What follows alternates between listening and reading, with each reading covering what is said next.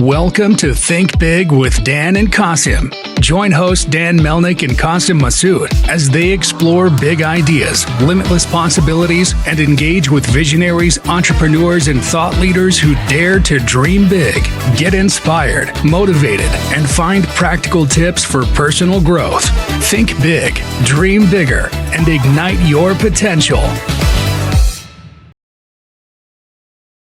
All right, welcome back, everybody. Guest today, Miss Megan Stark. Megan, please tell us where you're calling in from and what you do for a living with Triangle S Livestock. I am in Rexburg, Idaho, and we raise and sell high-end, all-natural beefalo and bison. And we'll actually be introducing elk into the product line in the next couple of days. Awesome. That's amazing. So can you tell me a little bit about your, kind of personal and professional background? Was this something you kind of grew up into with this farm, or is this something you started kind of later in life? Tell me a little bit about your background leading up to, being involved with this company. Absolutely. So I have been in the farm, in the agriculture community my entire life. I actually grew up in town until I was about 10, 12 years old and moved out on a small farm. And I've always loved ranching. I've always had a knack for animals, for livestock. It's just wide open spaces is just my jam. And it always has been. And so my entire life, I've always dreamed of the American dream. I've always dreamed of having my own ranch and running my own place and having my own, and raising my kids and my family on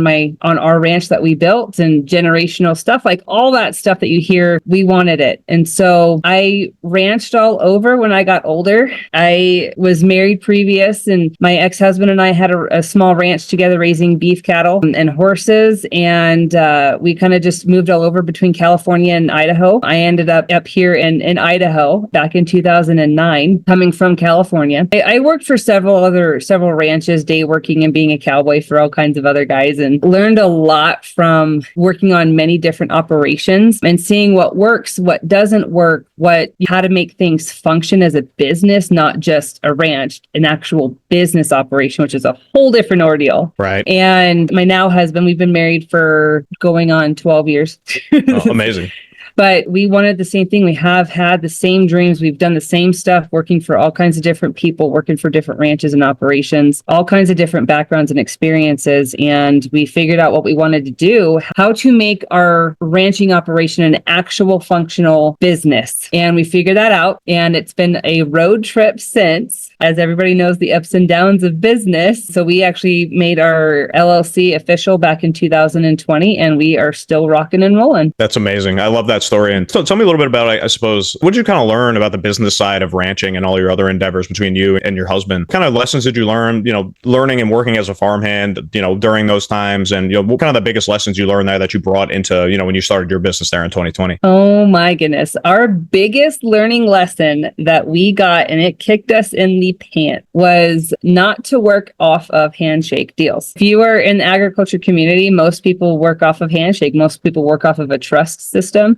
And right. We did in the beginning, until we went into business with the wrong person doing exactly that. And that was our very first major loss and big learning curve for us. Is no more handshake deals. Everything is via contract, signatures, payment, all the stuff that you need to keep the business running. That is our number one biggest learning lesson, is no more messing around. This is right. official. We can't do the mom and pop anymore type of mentality. And then the other part of it is the accounting side, making sure you have everything lined up and everything well organized. Being in business in general, doesn't matter what industry you're in, there's so many different aspects to every business. When it comes to ranching, there's like 5,000 directions and 5 bajillion different pieces to your accounting puzzle. And that's the other one that we learned along the way, is how to manage the bookkeeping side so it's easy for taxes, because agriculture has totally different rules than any other business. Right. So we have to make sure we're following those rules and we're putting things in the right position so it sets us up to succeed instead of totally crash and burn when it comes to taxes. It's so important. And, you think in an industry like this, that's so, kind of tight knit with the different players that come along and that you do deals with, you think like reputation of being burned by a handshake deal would be enough to like scare people off from not doing that. But all it takes is the one time. And yeah, unfortunately, it's a story I've heard before across industries. Everything needs to be contractual these days. Things change too fast. People get desperate. It's tough out here these days. So you never know what's going to be, somebody's real motivation in any given situation. education. And I think it's important for anybody, any entrepreneur that's listening, whether they're in the agricultural space or any kind of space. I mean, it is very important. You need to do your diligence there. And any maybe aspiring entrepreneurs, you can hear it from, if you listen to the podcast, from CPG to apparel to cattle ranching, you got to have your numbers in order too. So I think that's really important for people to understand. Doesn't matter what industry you're in, you got to wear all those hats, and you better learn, because if you don't, it usually doesn't bode well. So, there's a reason why 60% of small businesses fail in the first year. And then I think it goes up to like 70% within year 3. There's a reason. It's hard. And I get it. I totally understand. And I can see why, but you got to get scrappy. No matter what business you're in, you got to get scrappy. Yeah. And it's just like, the unlimited potential of learning out there these days. I mean, you don't know how to do your accounting? Go on YouTube. I mean, it's not all completely accurate information, but you at least start to paint a picture for yourself and say, like, okay, I take these little insights from what this person had to say in their video and this little piece from somebody else. I had an interesting conversation recently with somebody that said, hey, watching things on YouTube because, like, you never know if somebody's wrong. Like, that's okay. Like, if you can watch something you either disagree with or you find out later is wrong, at least you're still like, you could still take the other 90% of the video that maybe was correct. You don't have to emulate everything just because you watch a video to learn something. Doesn't mean you have to emulate it 100%. So yeah, it's so important. And I guess I'll ask you too, just kind of like, I guess, like on the business side of things, obviously cattle ranching, I think from the outside looking in, most people just think, herd your cattle, sell them to, either sell them at an auction or you sell them to a grocer if you're doing your own butchering and things like that. So you can tell me a little bit about your day-to-day operations on that side of things. Where are your kind of revenue channels predominantly? Absolutely. We actually are very specific. We're in a very tight niche, and that was on purpose. Mm-hmm. So we sell solely direct to consumer. Oh, right. The wholesale end of our business, we ended. And that was because of, like I said, that one incident that we had. That was our last straw. Right. So we no longer do wholesale. It is straight direct to consumer, and we ship in all 50 states. Alaska included, in Hawaii. So wow, we are in all over the place. I think we're in about 40. We've been in 45 states now. So we have just a handful of states left that we've reached into.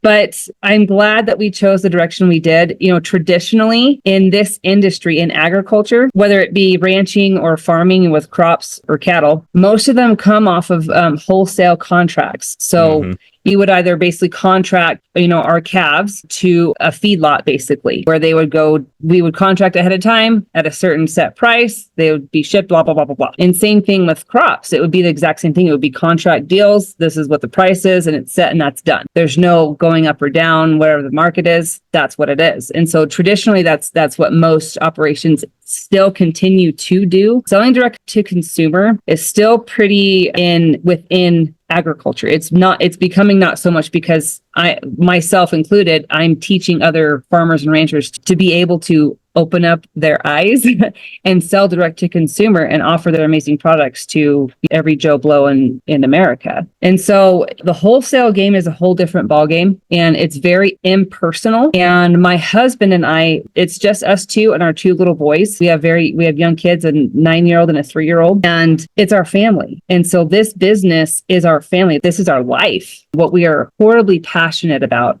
Not just about what we're doing, but about agriculture and advocating for other people to come into agriculture or just in small business in general. I am horribly passionate about encouraging people to just go after it, but do it right. Don't just jump into it like most people do and then crash and burn a year later. We're into this business 4 years now, and no, it has not been easy. It's been a hell of a trip, but we're still here, and we're getting phenomenal opportunities that I never would have even imagined because of being in business and because of opening our doors to people across the country. And our business is an emotional one. So we sell direct to consumer because we feel like those people are our family, and we truly think that they are actually our ranching family. They're part of this business as much as we are, because if it wasn't for them supporting us, we wouldn't be in business. Right. And so it's a very emotional process for us being able to connect to each and every single one of our customers, for them to know and realize you're just as much a part of us, a part of this as we are. We're just doing the work.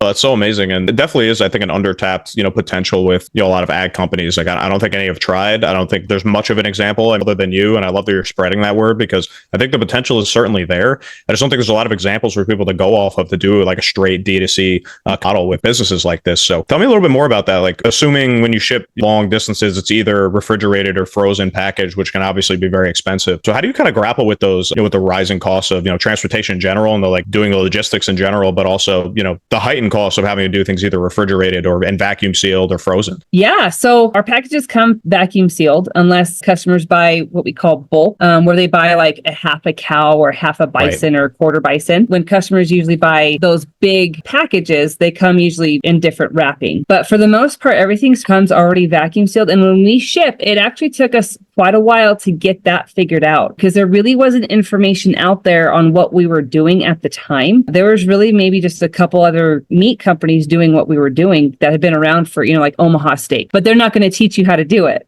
Right. So we had a lot of trial and error. We had to figure it out along the way, figure out what works, what doesn't work. Lots of mitigation for accidents and things that we didn't expect. Spillage and such. Yep. Lots of that in the beginning, trying to figure out. We lost a lot of money that first year figuring it out.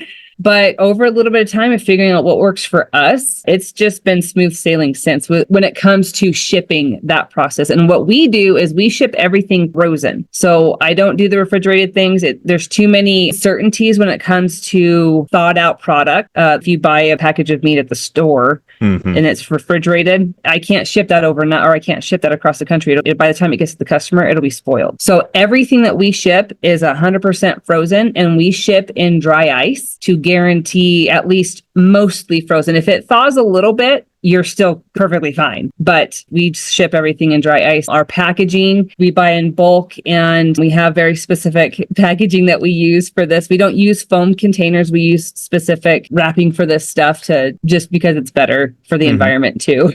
So yeah, that makes sense. And I guess one other thing I know I've heard from, not necessarily people selling straight from an agricultural operation, but even just like any packaged goods in general that need to be frozen or refrigerated. One thing people are always constantly grappling with is how do we figure out, what to charge for shipping when it cost me 20x to ship from Florida to California and 20x to ship to New York, but it only cost me $5 to ship to Tennessee from Florida. How did you kind of, figure out the logistics of that? You're shipping, especially to like Alaska and Hawaii. What is your kind of like general, plan with that? Is it just kind of at cost depending on where you are? Have you kind of like done like an average or like, is there a certain price point? Can you tell me a little bit more about that? I am so glad you brought that up. So in the beginning, it took some time. We fortunately have our website through a company called Shopify, and Shopify actually has their own integrated systems when it comes to shipping with UPS and FedEx and all that stuff. And they, depending on how much that you have been in business and your quantity that you ship, your costs go down even through Shopify. So Shopify has their own connection and their own contracts through those shipping companies to help bring that cost down for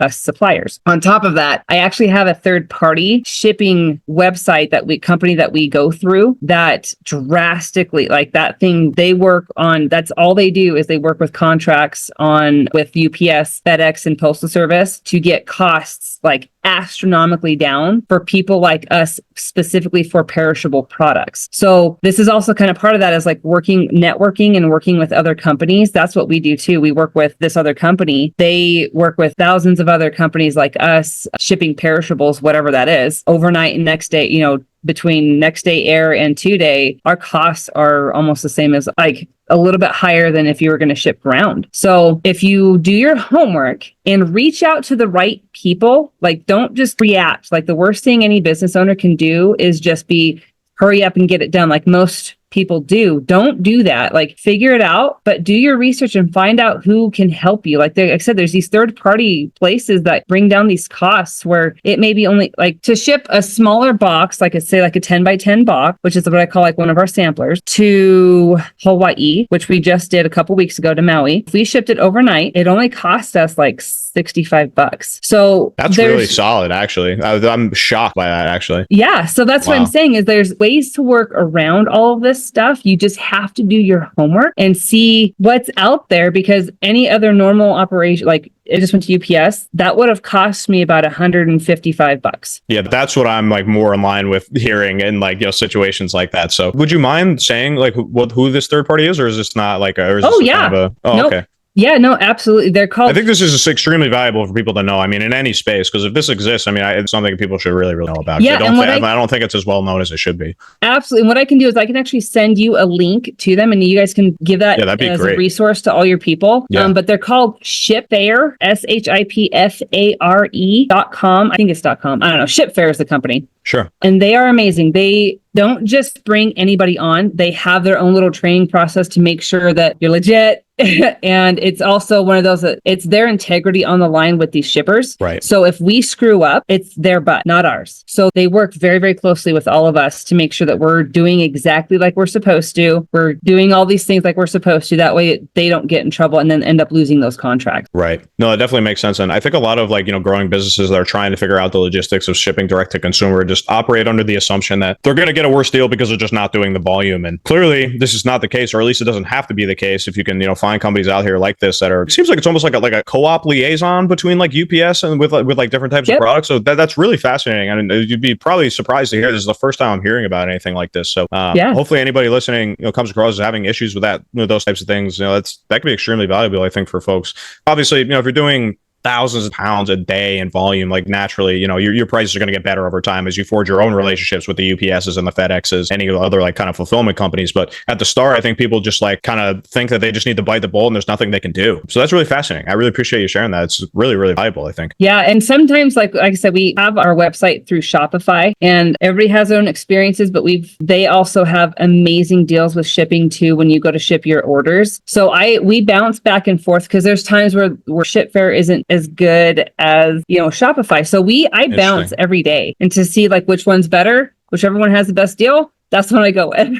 So between Shopify and Shipfare, they have cut my costs down for shipping about 75%. That's incredible. And I mean, obviously, that's probably one of the biggest hurdles you have to tackle if you do want to do something D2C from an agricultural business like what you're doing. And so I guess other things that have kind of maybe, starting with, obviously, before you did the bad handshake deal, it's kind of it seems like the catalyst of where the business is today. I love that story. But so I guess, obviously, figuring out the logistics and the shipping and the pricing, obviously is a big challenge when you move to, D2C away from wholesale. What are the kind of big lessons did you have to learn the hard way, however it happened, moving from traditional wholesale model to D2C, other than the logistics and shipping costs? That's a great question. I'm so glad you asked. To your economy, adapting and being okay with shifting gears within your business. When we started our business, we were very kind of specific to who we were catering to, which we catered to mainly your middle class people, middle and upper middle class. So we had kind of a specific area where we marketed. Right. And in all honesty, they're a lot easier to market to. With the middle class, they are the easiest to market to. And I'm not saying that to be arrogant. I'm a marketer, that they are one of the easier ones to get through to. However, over the years, the market has changed and it has also become more infiltrated, not insanely, but more infiltrated and more available. Beef has become more readily available for people all over the country. Right. And so we've had to shift gears within our business going, okay, so we can't just raise beef anymore. We need to expand and continue down this very niche market that we started out with. So that's when we started to go into, we tried beefalo, and it's, if you don't know what that is, it's a cross between, it's a bison hybrid. So it's a bison beef hybrid. So we tried as the animal, or as a blend of the meats? Oh, yeah. Like a donkey is. Yep. No. So a donkey's purebred, but it's like a mule. Oh, mule. That's what I meant. A mule. No, yes. Totally, so that's exactly. So it's a bison and a beef breeding together, and then they get a beefalo. Oh, wow. No, I have not heard of that. That's fascinating, though. Yes, we got into that totally random. It was just my husband and I, we had this weird idea. We were trying to figure out, we noticed the market changing because our sales were dropping. And nothing had changed in our marketing. Nothing had changed anything else. It was just all of a sudden it just shifted. And it's like, okay, let's shift. And that's when that came up. I was like, let's do some weird stuff. And so we did the beefalo, and that's been doing really well. And then it expanded into bison. So now we do bison. Now we do beefalo. And then we'll actually be doing elk here really soon. We're getting more into more specific niches and spreading out what we're doing and having more niche meat available for customers that can't get bison or can't get elk over in New York City. You can't get that over in San Diego, California, but you can get it from us and we can have it shipped to you instead. And so we've adapted that way. And then the other thing that we had to adapt and totally shift was our entire marketing plan. We had a very specific marketing plan for, like I said, that certain class range. Well, we went from this class range to we needed to get to this class range. And I'm telling you guys, as other entrepreneurs, when you're shifting classes, it's hard. And I'm not saying that to be negative at